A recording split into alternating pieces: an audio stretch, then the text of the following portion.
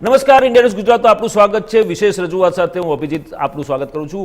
એક તરફ સમગ્ર દેશમાં બાબા બાગેશ્વર ધામના પીઠાધીશ પંડિત ધીરેન્દ્ર શાસ્ત્રી સમગ્ર ભારત વર્ષમાં જે રીતે દિવ્ય દરબાર યોજી રહ્યા છે અને હિન્દુ રાષ્ટ્ર અને સનાતન ધર્મનો પ્રચાર માટે ફરી રહ્યા છે, ત્યારે અમદાવાદમાં પણ એક મુનિ મહારાજ એટલે કે પંકજ મુનિ મહારાજ છેલ્લા 5 દિવસની અગ્નિ સાધના કરી રાષ્ટ્ર કલ્યાણ માટે પૂજા કરી રહ્યા છે. જી હા, આ વખતે અમે સાંભળી હશે, નવાઈ તો લાગી હશે, કારણ કે એક તરફ કાળઝાળ ગરમી અને ગરમીના બફારા વચ્ચે 5 મિનિટ ખુલ્લા આકાશ નીચે ઊભા ન રહી શકાય તેવા સમયે મુનિ મહારાજ ઘોર અગ્નિ સાધના કરી રહ્યા છે.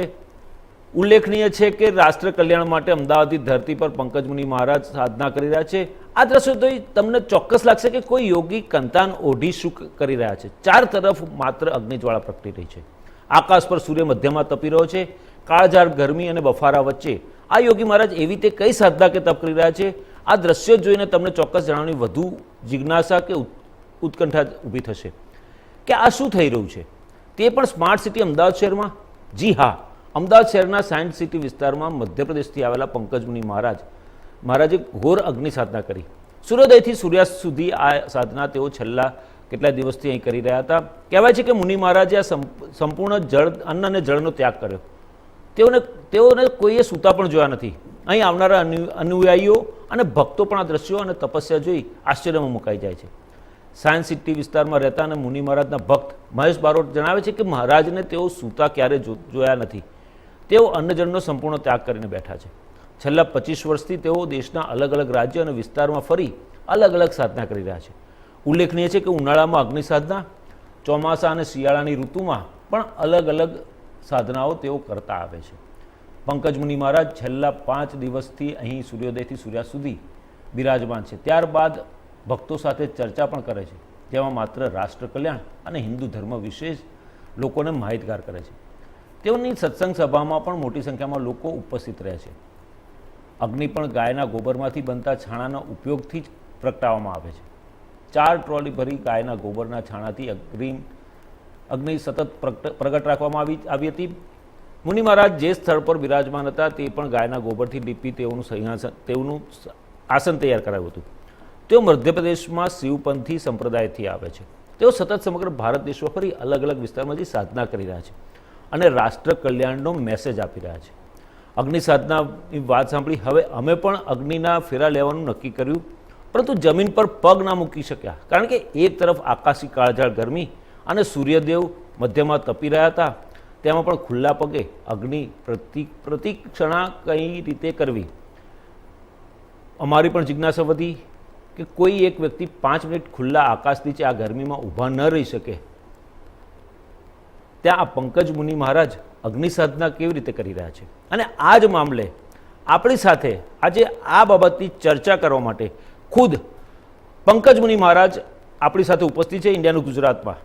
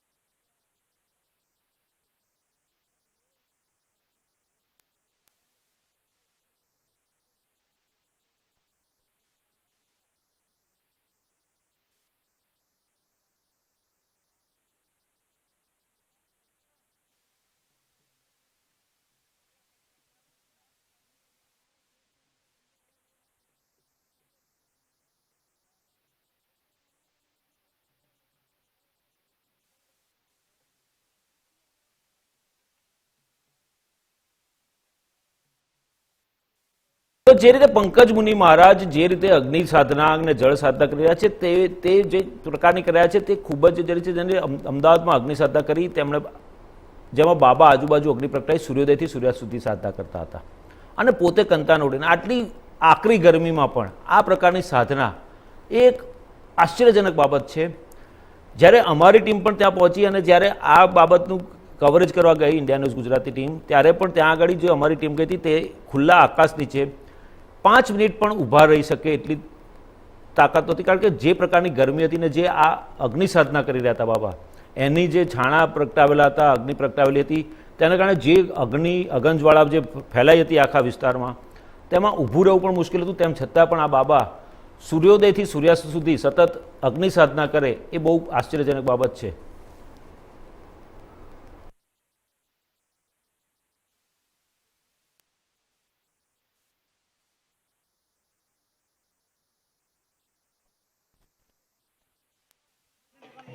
सनातन धर्म का अनुयायी हूँ। हमारी साधनाएं और तपस्याएं करते रहता हूँ। जो हमारी संस्कृति सनातन धरोहर है, उन साधनाओं को करना हमारी निष्ठा है। और सर्वप्रथम हम लोग के लिए राष्ट्र सर्वोपरि होता है। जिस राष्ट्र के नागरिक हैं उस राष्ट्र के प्रति आत्मिकता कैसी होनी चाहिए व्यक्ति को, और राष्ट्र के प्रति कितना लगाव होना चाहिए, राष्ट्र सर्वप्रथम होना चाहिए, महत्वपूर्ण होना चाहिए। मेरा यही संदेश होता है।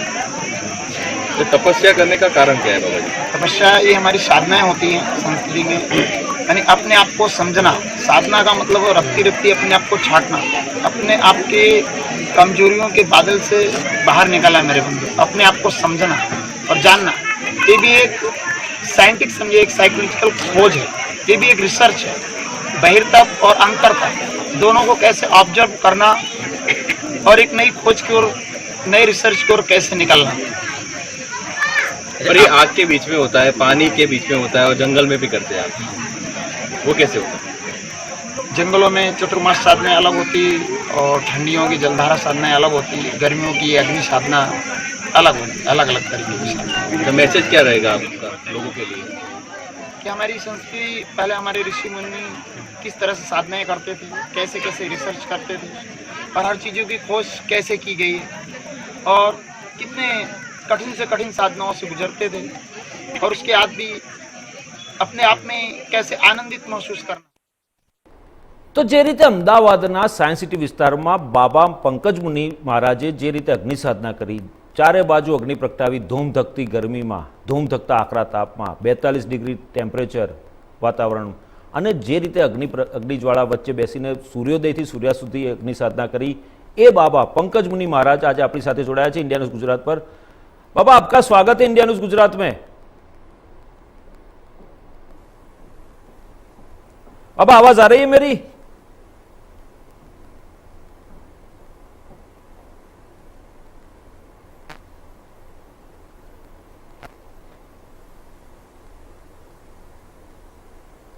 बाबा, मेरी आवाज आ रही है आप तक?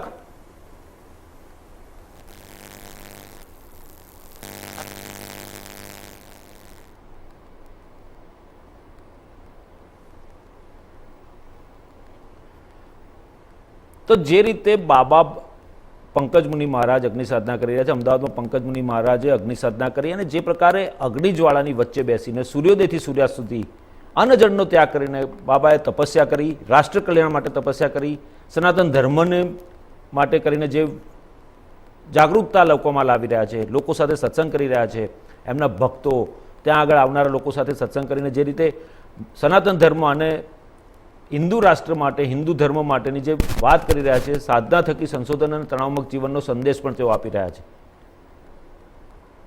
बाबा, सबसे पहले आपको मैं सवाल करना चाहता हूं कि आपने ये साधना कब से शुरू की? क्योंकि हमारे पास जो आपकी हिस्ट्री है, आपका इतिहास है, उसमें आपके परिवार में आईएएस और आईपीएस अफसर होने के बावजूद भी आपने योग साधना की ओर जाना पसंद किया. इसके पीछे की वजह क्या है?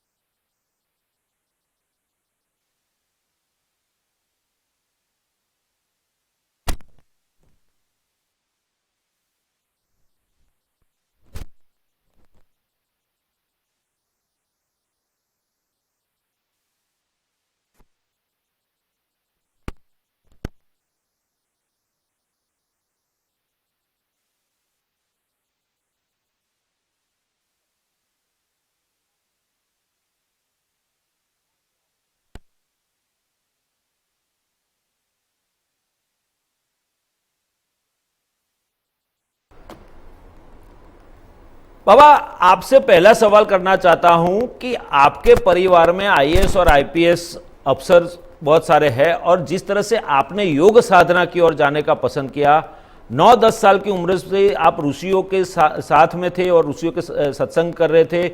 उसके बाद आप 14 साल हुई आपकी उम्र, और तब से ये साधना कर रहे थे। उसके पीछे राज क्या और वजह क्या थी?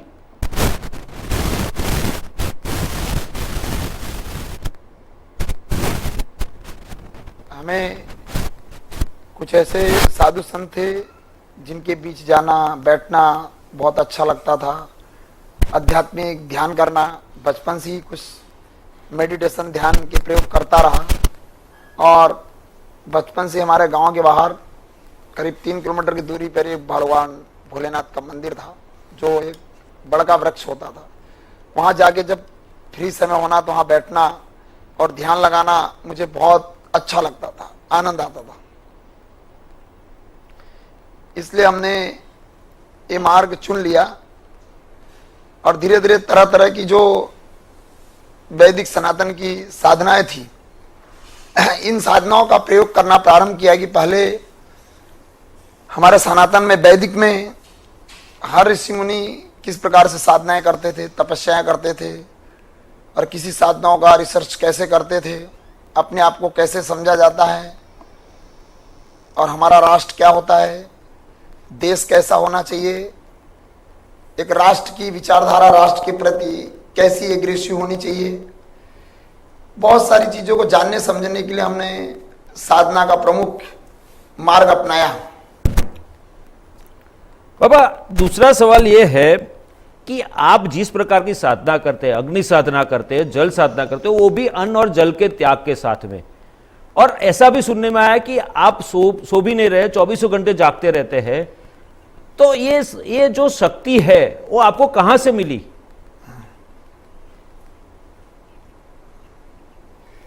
देखिए, सबसे पहले जल तो हम लेता हूं थोड़ा, जब मुझे बोलना पड़ता है और शब्दों में संबोधित करना पड़ता हो तो आवश्यकता पड़ती है ज्यादा से ज्यादा 1 घूंट जल की। बाकी ये हम सूर्य की किरणों से एनर्जी लेकर बॉडी को मेंटेन करते हैं, बॉडी को मेंटेन करते हैं। और ये साधनाएं, जैसे अग्नि साधनाएं, कुछ ठंडी के दिनों में नाइट में होती जलधारा साधनाएं, कुछ चतुर्मास साधनाएं, इस तरह की साधना प्रयोग होता है। और अपने आप में जागना और अपने आप को जानना और समझना, और कहते हैं दूसरे को जीतना जितना सरल है, अपने आप को जीतना उतना दुर्गम ही नहीं, कठिन है। दूसरे को जीतना है तो तोप से, तलवार से, बंदूक से 4-10 बंदे लगा के जीता जा सकता है, पर दूसरे को जीतना जितना सरल है, अपने आप को जीतना, स्वयं को, मन को, इंद्रियों को, विचार को, अपने आप को कमांड करना, वो बहुत दुर्गम ही नहीं, कठिन है। तो हम साधनाओं के माध्यम से कहते हैं स्वयं के मालिक बनो। 2 तरह से जीवन जिया जा सकता है, एक गुलाम की तरह और एक मालिक की तरह। जो आप कैसे स्वयं के मालिक बने, बोलिए आप। महाराज, ये भी जानना है कि आपने जो साधना की, अग्नि साधना अहमदाबाद में, चारों ओर अग्नि प्रकट की हुई थी, और जिस तरह से गर्मी का भी मौसम है और बहुत तेज गर्मी थी, 41 से 42 डिग्री तक का टेम्परेचर था, और इतनी सारी अग्नि जो प्रकटाई थी, और उसके बीच में बैठ के आपने सुबह सूर्योदय से लेके सूर्यास्त तक ये अग्नि साधना की, ये किस लिए की आपने?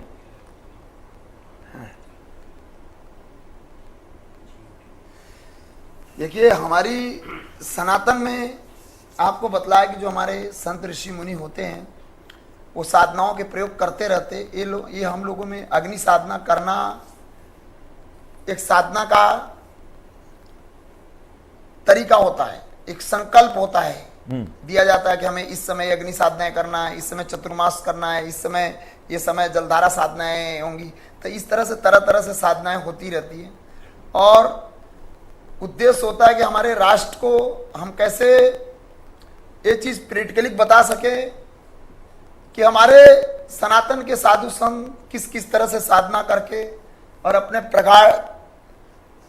प्रगाढ़ता पर पहुंचते थे, धरती पर चलते थे, पर अपने विचारों से विचार उनके कितने अनंत आकाश के ऊंचाइयों को छूते थे और कितना उनका संकल्प बल होता था कि वर्षों वर्षों आंख बंद करके वो अपने आप में डूब जाते थे कि बॉडी के ऊपर दिमाग मिट्टियां तक चढ़ जाती थी और अपनी साधना में तल्लीन रहते थे।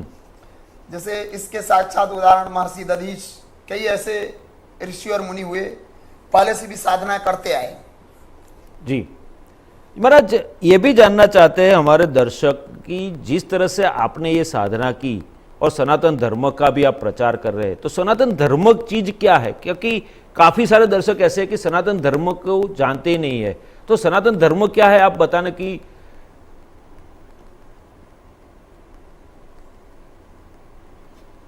जो सनातन धर्म वही है, देखिए जीवन में धन और धर्म दोनों की आवश्यकता और जरूरत होती है।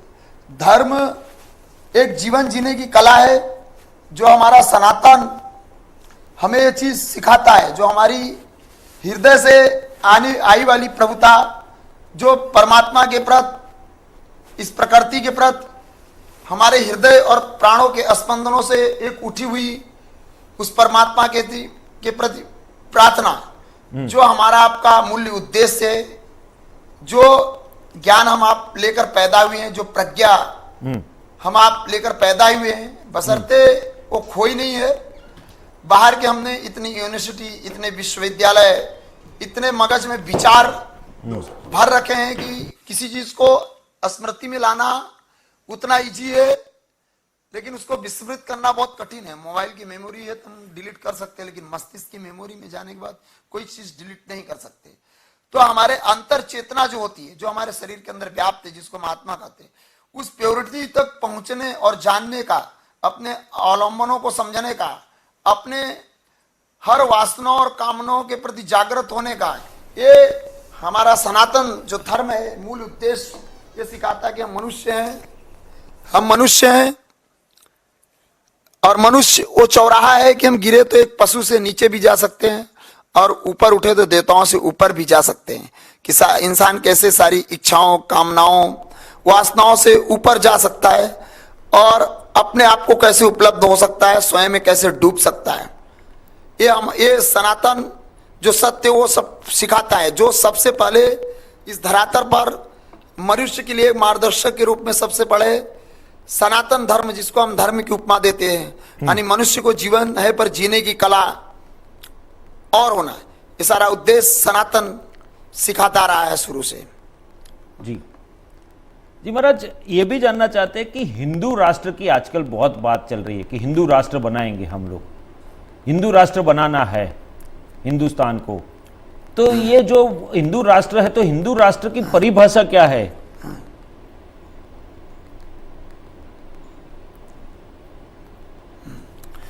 देखो, राष्ट्र सर्वप्रथम और सर्वोपरि होता है। हमारे जीवन में धर्म से भी महत्वपूर्ण दर्जा राष्ट्र का होता है। राष्ट्र के प्रति हम सब नागरिक हैं, जिस राष्ट्र का, उस राष्ट्र के प्रति हमारी दायित्व और क्या जिम्मेदारी होती है।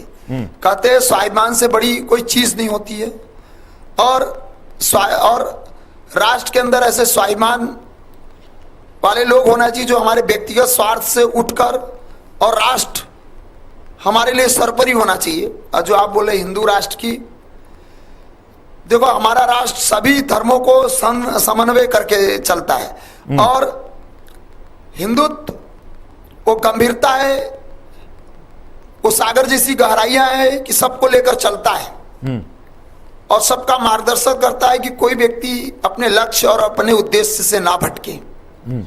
इसलिए इसकी आवश्यकता, इन्हीं जरूरत है। और हिंदू राष्ट्र तो पहले से भी था और है और आगे भी रहेगा, ये तो है। बशर्ते हम इस चीज को एक्सेप्ट नहीं कर पाते हैं, बस इतनी।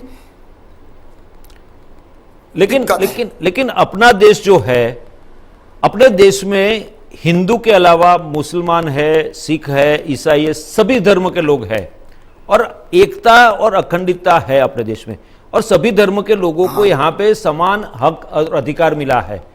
तो ऐसे में जो हिंदू राष्ट्र की बात आती है, तो कहीं ना कहीं दूसरे धर्म के लोग हैं, वो कहीं ना कहीं आहत होते हैं ऐसी बात सुन के।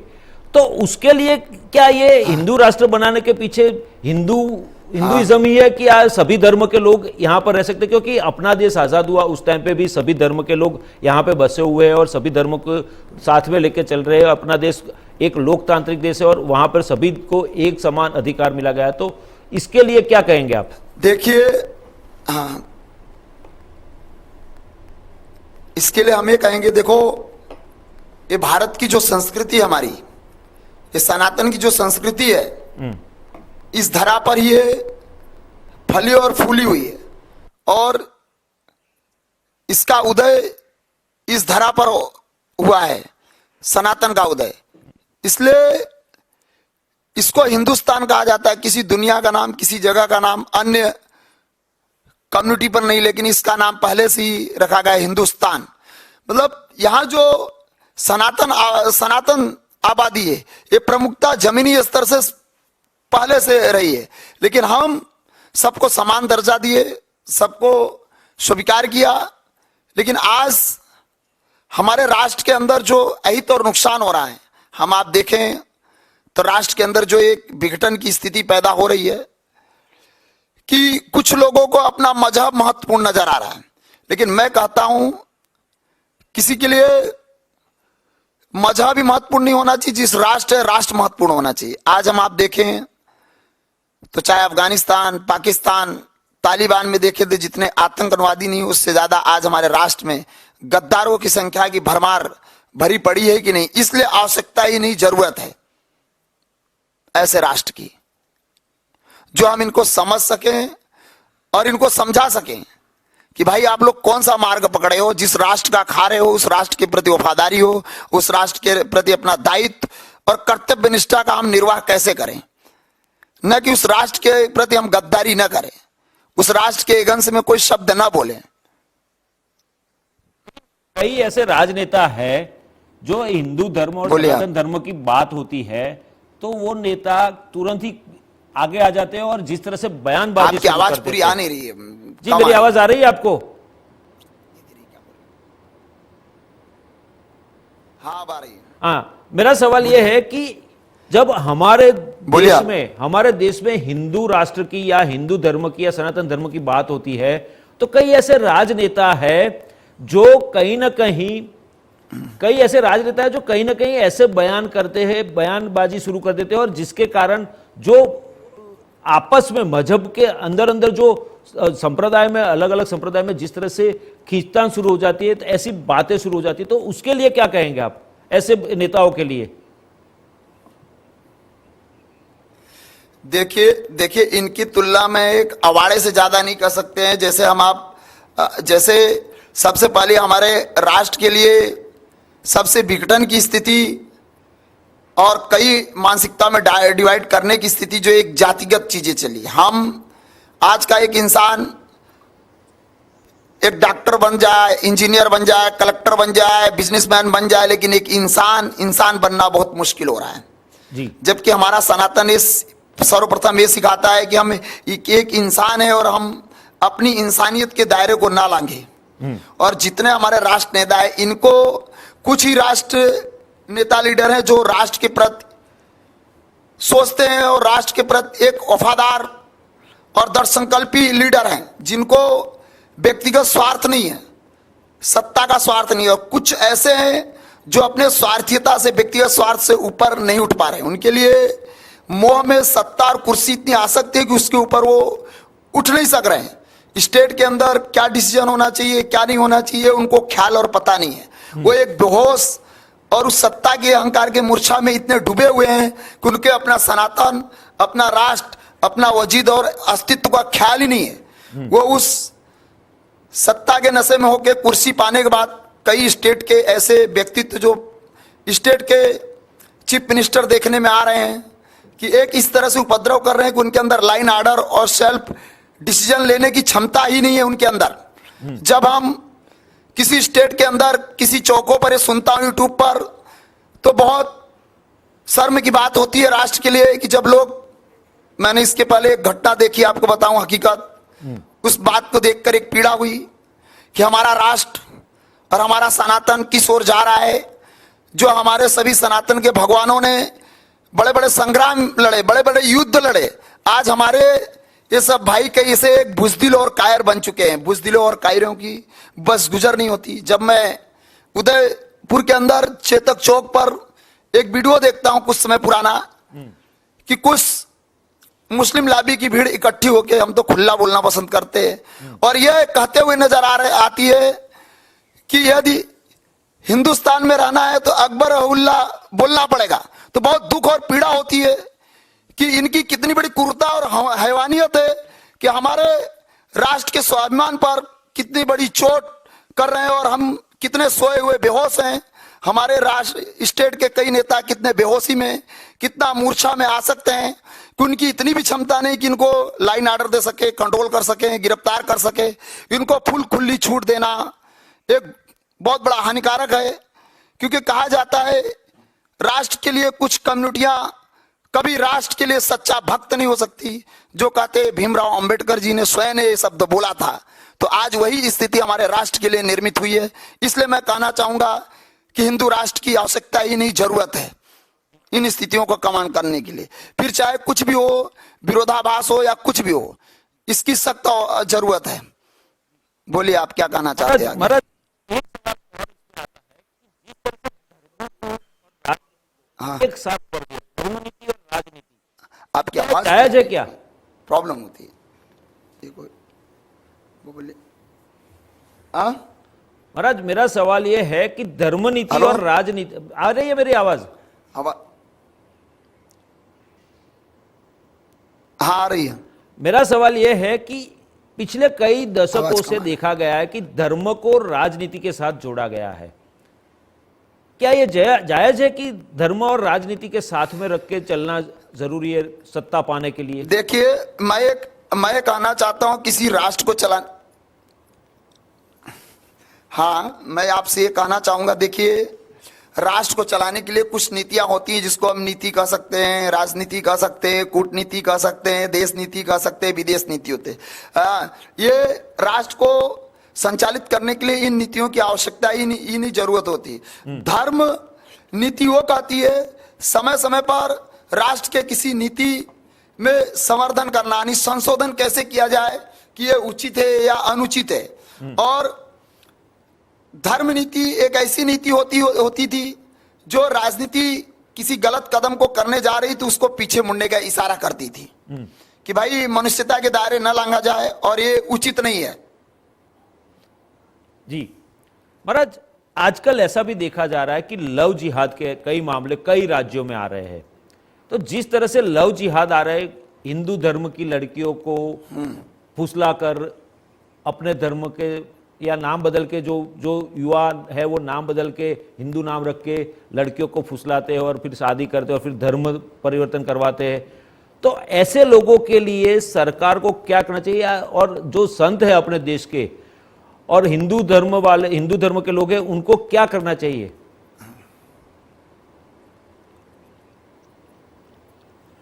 देखिए, सबसे पहले हमारे बच्चे हुए या बच्चियां, सबके लिए हमें राष्ट्र के प्रेम के प्रति भक्ति, राष्ट्र के प्रति लगाव, राष्ट्र के प्रति प्रेम सिखाना और उनको संस्कार देना बहुत जरूरी ही नहीं आवश्यक है। सबसे पहली जो लड़कियां बच्चियां हमारी लव जिहाद का शिकार हो रही है, इसके सबसे पहले हमारे जो माता पिता हैं उनकी सबसे बड़ी कमी और भूल है, जो हमारे धर्म के बारे में हमारे बच्चों से मित्रवत व्यवहार करते हुए हर चीज खोल के नहीं बताते हैं और रियली उनके साथ एक दोस्ती भरा व्यवहार नहीं करते हैं। और हम हमारे बच्चों को जन्म दिए हैं, लेकिन वो क्या कर रहे हैं क्या नहीं कर रहे हैं, जब तक उनकी समझ प्रखर न हो तब तक उनके ऊपर दृष्टि बनाए रखना हर माता पिता के लिए जरूरी ही नहीं, आवश्यक है। और हमारी उस बहनों के लिए भी संदेश है कि हम किसी चीज को मान न बैठे, पहले उसको जाने। कोई हमें बोल रहा है, इनपुट दे रहा है, उसी ही इमोशनली इन्वॉल्वमेंट होके हम उसके मशगूल ना हो जाए। हम इंसान हैं, हम पहले अपने विवेक पूर्वक समझे कि हमें मीठी मीठी बातों में कैसे लिया जा रहा है, बाद में उसके नतीजे बहुत बुरे होते हैं। इसलिए हम कहना चाहूंगा हमारी बहनों को भी एक कदम ब्रेक करके और हकीकत को रियली को पहले जानना चाहिए किसी का शिकार बनने से पहले। जी, लेकिन महाराज जिस तरह से सोशल मीडिया का आज बहुत बच्चे जो है, युवा पीढ़ी है या बच्चे हैं, स्कूल में जाते बच्चे हैं, वो नाबालिग बच्चे हैं, वो सब सोशल मीडिया और मोबाइल फ़ोन का ज़्यादा यूसेज करते हैं और उसके चलते ये सब ऐसा सब होना शुरू हो गया है। तो जिस तरह से सोशल मीडिया और मोबाइल फ़ोन का यूसेज कर रहे हैं, तो माँ बाप की जिम्मेदारी क्या रहती है उसमें? क्योंकि उनको तो पता ही नहीं होता है कि बच्चा क्या कर रहा है या बच्ची क्या कर रही है, किसके साथ बात कर रही है। मोबाइल दे दें या फोन, देखिए पहले हम माता पिता हैं तो हमारी जिम्मेदारी और दायित्व होता है कि हम अपने बच्चे को, संतानों को इस योग्य बना सकें कि विद्वानों की अग्रणी सभा में बैठने योग्य हो सके।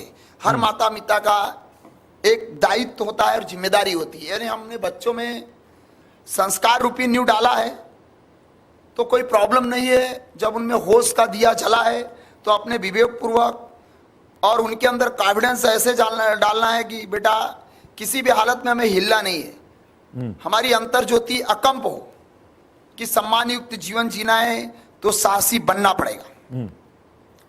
जी महाराज, ऐसी कई फिल्में भी आ रही है, ओटीटी का भी बहुत बढ़ावा हो गया है और ओटीटी पे भी ऐसी वेब सीरीज और ऐसी फिल्में आती है जिसे जो आजकल के बच्चे, आजकल की जो जनरेशन है, वो कहीं ना कहीं ऐसे मूवीज या सीरीज देख के उस रास्ते पे चलना शुरू कर देते हैं। तो उसके लिए सरकार को किस तरह का कानून बनाना चाहिए?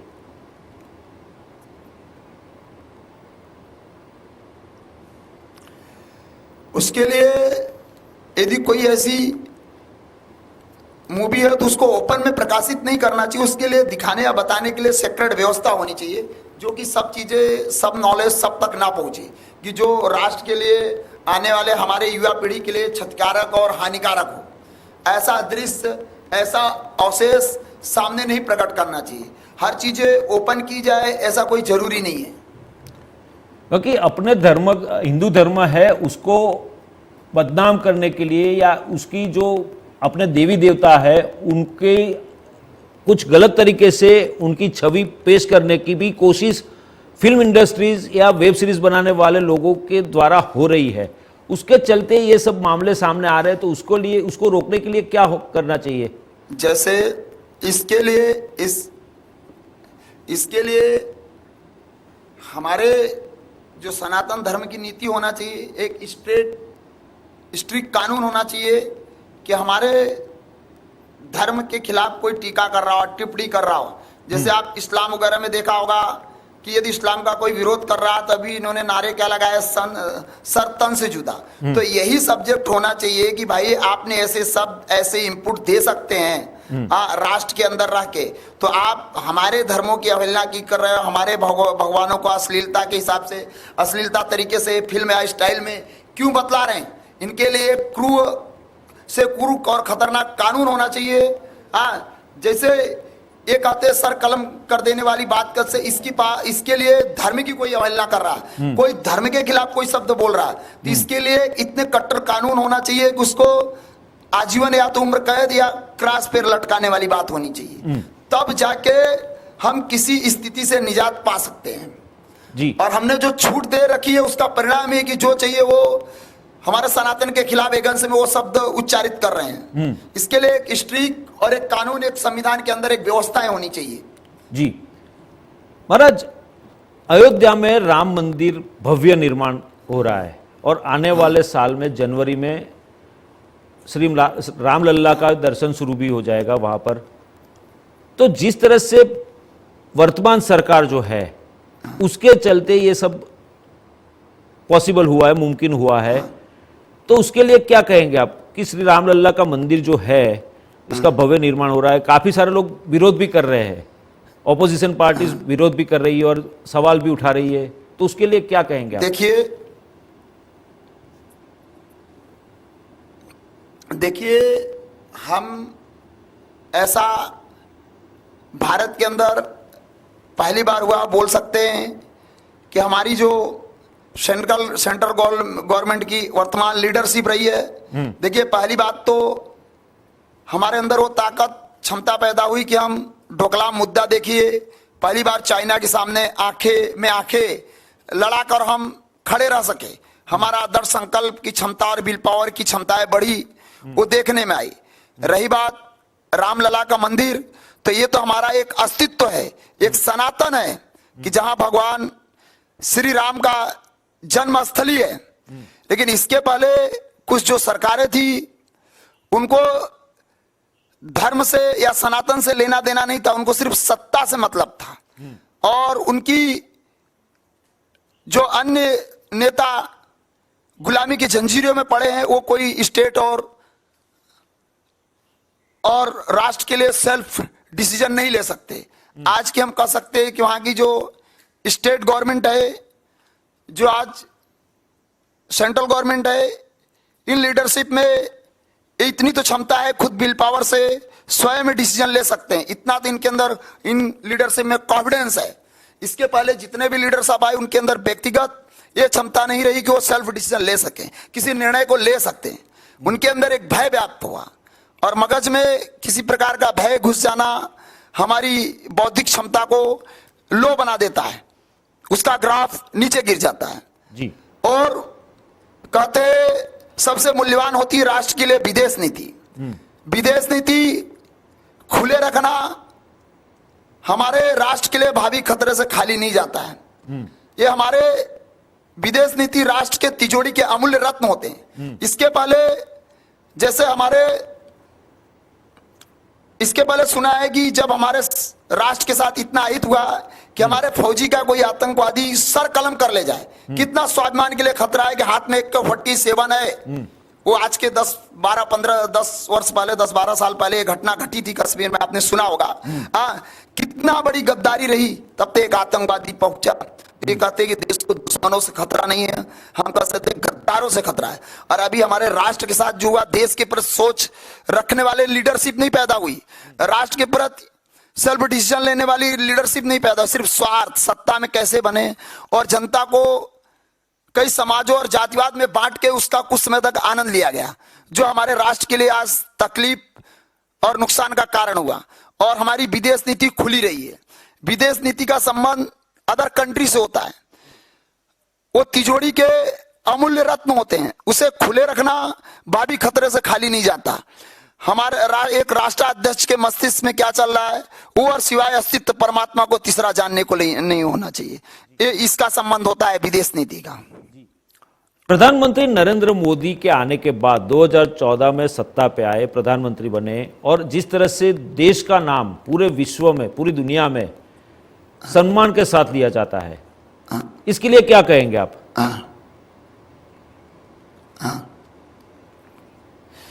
इसके लिए नरेंद्र मोदी जी में वो क्षमता सामर्थ्य है कि सही दिशा में कैसे काम को करना, किसी कंट्री के राष्ट्राध्यक्ष के मस्तिष्क को कैसे जान लेना, पढ़ लेना, आने वाले भविष्य को कैसे समझना। क्योंकि पहले ऐसे प्राइम मिनिस्टर है जिनका कोई व्यक्तिगत स्वार्थ नहीं है, जो व्यक्तिगत स्वार्थ से ऊपर उठ चुका हो, जिसका जीवन ही परमार्थी की जीवनचर्या होना चाहिए, जिसके राष्ट्र ही सर्वोपरि होना चाहिए। आज के प्राइम मिनिस्टर में वो सोच, वो क्षमता है, जिसने अपने जीवन काल में बिना रुके, बिना थके, कभी ऐसा भी सुनने को नहीं मिला कि आज मोदी जी बीमार हुए। ऐसा जो राष्ट्र के लिए, उत्थान के लिए रातों दिन संघर्षशील हो, जो अपना विश्वास किसी अदर कंट्रियों में न खोए, जो व्यक्ति कहते राष्ट्र में विदेश नीति कहती है, कोई निर्णय लेने के लिए दो चीज कालम सामने आते हैं, कोई दूसरे कंट्री के लिए कोई समझौता करने के लिए ये तथ्य देखा जाता है, क्या इस निर्णय से हमारे राष्ट्र के स्वाभिमान को कोई ठेस तो नहीं पहुंच रही है, क्या इससे हमारे राष्ट्र के आर्थिक कोई नुकसान तो नहीं हो रहा। वो सामर्थ्य क्षमता मोदी जी में है। जी महाराज, कश्मीर में और खास करके हिंदुस्तान में आतंकी हमले भी बहुत हो रहे थे पहले, और जिस तरह से हमले हो रहे थे और कहीं ना कहीं जो हमले बंद हुए, जो पुनः बोलिए, आवाज कम आ रही, पुनः बोलिए आप। मैं वापस बोलता हूं आपको। मेरा सवाल यह है कि पहले आतंकी हाँ बोलिए बोलिए। आतंकी हमले बहुत हो रहे थे कश्मीर में और हिंदुस्तान में भी, लेकिन प्रधानमंत्री नरेंद्र मोदी आए 2019 में, हाँ, कश्मीर में हाँ, 370वीं धारा जो थी वो रद्द कर दी। उसके बाद आतंकी गतिविधियां जो है वो कम होने शुरू हो गई है, आतंकी हमले भी कम होना शुरू हो गए। लेकिन जिस तरह से विपक्षी दल है वो कहीं ना कहीं इस मुद्दे को छेड़ रहे और आतंकी गतिविधियों को उकसा रहे और पाकिस्तान को भी सपोर्ट कर रहे हो, ऐसा कहीं दिखने को मिल रहा है। और प्रधानमंत्री नरेंद्र मोदी और उनकी नीति और उनकी पार्टी को बदनाम करने की कोशिश करे, तो उसके लिए क्या कहेंगे आप? उसके लिए मैं ये कहना चाहूंगा, देखिए पहला व्यक्ति है जो सेल्फ डिसीजन, राष्ट्र के हित में जितने निर्णय होने चाहिए वो लेने की क्षमता और सामर्थ्य रखता है। जो विरोधी सुर की आप बात कर रहे हैं, आतंकवादी गतिविधियां, सुनिए आतंकवादी ही विपक्ष पार्टियां जो होती है उनका काम ही था, जैसे हम देखे बांग्लादेश से या पाकिस्तान से, इन सबको बुलाना और आतंकवादी पैदा करना। उनको राष्ट्र से संबंध मतलब नहीं था, उनको भय और दहशत व्याप्त करके हिंदू पब्लिक पर और इनको बरगलाकर कैसे सत्ता में कायम रखना, इनका मूल्य उद्देश्य रहा। तभी तो आपने सुना, अभी बोला कि हमारे सैनिकों के सर कलम हो गए हों, वो किस सत्ता में हुए थे आपको पता है। तो जहां वो आतंकवादियों से ऐसे काम खुद उस समय की सत्ता पक्ष ही नहीं करवा रहा होगा तो क्या होगा? ये देश के लिए बहुत बड़ा दुर्भाग्य का कारण हो सकता है कि नहीं हो सकता। और आज जो धारा आप बोले 370-35 से, देखिए ये एक सेल्फ डिसीजन का कारण रहता है। राष्ट्र के हित में ये देखा जा रहा है कि भाई ऐसी स्थिति निर्मित होनी चाहिए, इसकी आवश्यकता है, तो वो कॉलम राष्ट्र के लिए तो करना अनिवार्य है और करना पड़ेगा ही। तो ये एक प्रोपोगंडा है जो पहले कश्मीर में डराने का, चमकाने का, ये चल रहा है, आग लग जाएगी, ये हो जाएगी। जहां लाइन या ऑर्डर की स्थिति होती है वहां ऐसी कोई स्थिति निर्मित नहीं होती। और वहां के जो लीडरशिप है ना, वो पाकिस्तान के साथ अच्छी तरह इन्वॉल्वमेंट है। जो कभी कभी ये नारे लगते इस राष्ट्र का खाते हैं, और जब पाकिस्तान जिंदाबाद के नारे लगते हैं तो दिल को कितना दुख होता होगा कि इस राष्ट्र में रह के इस राष्ट्र के साथ कितनी बड़ी गद्दारी, कितना बड़ा दोगलापन। तो विपक्ष खुद जो आतंकवादी पैदा करते हैं तो ये ऑटोमेटिक सत्ता पक्ष के पक्ष में जो राष्ट्र हित में कर रहा हो तो उसके ऊपर आरोप प्रत्यारोप तो डालेंगी, क्योंकि उनको राष्ट्र संपन्न हो, राष्ट्र ऊंचाइयों पर छुए, इससे लेना देना नहीं रहे। हम कैसे सत्ता में बने रहे, राष्ट्र का शोषण कैसे करते रहे, और हमारा विदेशों में अदर कंट्री में इन्वॉल्वमेंट कैसे करते रहे। इसलिए तो अभी 2000 की नोट के बारे में विपक्ष बहुत चिल्लाने लगा, समझ रहे। अभी आप देखना होगा जब हमारे राष्ट्र के देश के रक्षा मंत्री राजनाथ सिंह ने जब निर्णय लिया अग्निवीर सेना लिया ना, तब विरोधियों ने कितना उपद्रव मचाया। लेकिन जबकि राष्ट्र के लिए 11 लाख नहीं 11 करोड़ भी हो तो कम हो, ये 4 साल में हमारे जो युवा धन होगा, बच्चे और बच्चियां मिलिट्री ट्रेनिंग से अनिवार्य होंगे और उनको हर प्रकार की ट्रेनिंग मिलेगी। उनके अंदर 4 साल बाद भी चाहे वो डॉक्टर बने, इंजीनियर बने, IAS बने, लेकिन उनके अंदर एक क्षमता तो पैदा होनी पड़ेगी। राष्ट्र पर कोई आपदा और परिस्थिति आई तो एक फौज की तरह लड़ तो लेंगे। जैसे इजराइल ने और क्या किया, इजराइल ने 70 से 90 लाख, मात्र छोटी सी कंट्री है, इतने लोग हैं, लेकिन पूरी समझ लो फौज का काम करते हैं। वहां एक स्त्री पुरुष को भी किस तरह से मिलिट्री ट्रेनिंग अनिवार्य की गई कि आज एक वहां की एक रोटी बनाने वाली, सब्जी पकाने वाली या झाड़ू लगाने वाली स्त्री भी है तो मिसाइल और तोप और फाइटर विमान चला सकती है। तो वो 70 से 90 लाख लोग नहीं है, पूरी आर्मी है, समझ ले, जो 56 मुस्लिम कंट्रियों जैसों को चैलेंज और चुनौती देता है। हमें आज राष्ट्र को उस दृढ़ संकल्प की जरूरत है, उस राहों पर राष्ट्र को ले जाने की आवश्यकता है कि हमारे लिए राष्ट्र सर्वोपरि होना चाहिए। उसके बाद तो सनातन धर्म है ही जो हमारे को अंदर हृदय से अंगीकार होना चाहिए। जी, धर्म तो अंदर से पीने का टॉनिक है। जी महाराज, एक और सवाल कि जिस तरह से संत समाज जो है, संत होते वो सन्यासी होते हैं जो अपना घर परिवार सब छोड़ के सन्यासी जीवन बिताने के लिए और राष्ट्र के कल्याण के लिए आपकी तरह निकल पड़ते हैं। लेकिन कई ऐसे सन्यासी के नाम पे ठगे जाते हैं, लोगों, जनता को ठगा जाता है, उनके भक्तों को ठगा जाता है। तो ऐसे संतों के लिए क्या संदेश देंगे आप? क्योंकि संत समाज बदनाम होता है ऐसे लोगों से। देखिए, हम ये कहना चाहता हूं, हमारी भाषा में बोलते हैं, जोगी कपड़ा रंगाए रे जोगी, मन ना रंगाए रे जोगी। जोगी है तो अंदर से उसका मन रंग जाना चाहिए, आंतरिक स्थिति से। आज हमारे राष्ट्र के अंदर 70 से 80 लाख साधु संत सन्यासी हैं, समझ रहे हैं आप? और इनका पहला दायित्व होना चाहिए राष्ट्र के लिए। हाँ, आज ये जो मठ मंदिर जितने बने हैं, और ये मैं इस बात का थोड़ा हल्का विरोधी हूं, सनातन का विरोधी तो नहीं हूं, पर हमारे ऐसे साधु संतों का विरोधी हूं जो सिर्फ मठ मंदिरों में बैठ के सिर्फ पुजवा रहे हैं। उनको राष्ट्र और देश और धर्म से कोई लेना देना नहीं है। जबकि हम सनातन सन्यासी होने का मूल उद्देश्य हमारा ये होना चाहिए, हमारे इस राष्ट्र के प्रति सोच को कैसे पैदा करना चाहिए, और हमारे सनातन के प्रति हमारा दायित्व है सभी हमारे जनता को कैसे जगाना चाहिए और इनको आनंदित कैसे करना चाहिए, और हमारे धर्म की व्याख्या क्या होना, इसके पहले जगाते रहना चाहिए। मठ मंदिर तो और श्रावक है, सेवक है, भक्त है, संभाल लेंगे।